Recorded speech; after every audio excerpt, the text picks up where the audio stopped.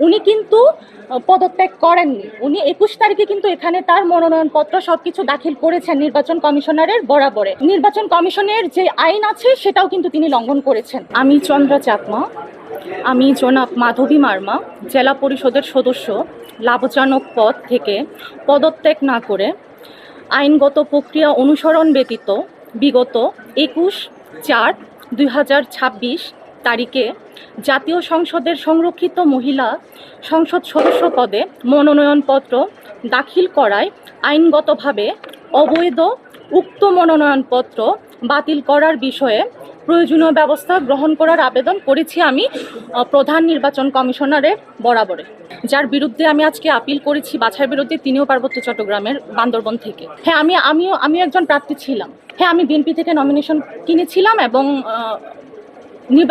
নির্বাচন commissioner office থেকেও আমি কিনেছিলাম। প্রাণ ফ্রুটো, সময় অসময় ফ্রুটোময়। সারা বাংলাদেশের তিন পার্বত্য জেলা ব্যতীত অন্যান্য যে জেলা পরিষদের আইন কিন্তু এক ধরনের এবং তিন পার্বত্য জেলা পরিষদে কিন্তু আইন এক ধরনের। জেলা পরিষদের আইনে কিন্তু লেখা আছে যে পরিষদের চেয়ারম্যান, সদস্য ইত্যাদি জনসেবক বলে গণ্য হইবেন। এটা একটা বিষয়।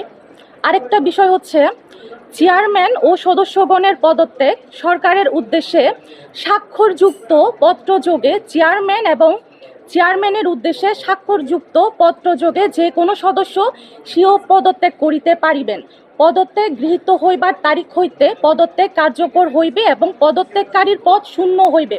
উনি কিন্তু পদত্যাগ করেননি। উনি ২১ তারিখে কিন্তু এখানে তার মনোনয়নপত্র সবকিছু দাখিল করেছেন নির্বাচন কমিশনারের বরাবরে, যার কারণে তিনি জেলা পরিষদের আইন যেমন লঙ্ঘন করেছেন তেমনি নির্বাচন কমিশনের যে আইন আছে সেটাও কিন্তু তিনি লঙ্ঘন করেছেন। উনি স্বৈরাচারের আমলে উনি তাদের নিয়োগকৃত অ্যাপিপি ছিলেন এবং পাবলিক নোটারি অফিসার ছিলেন।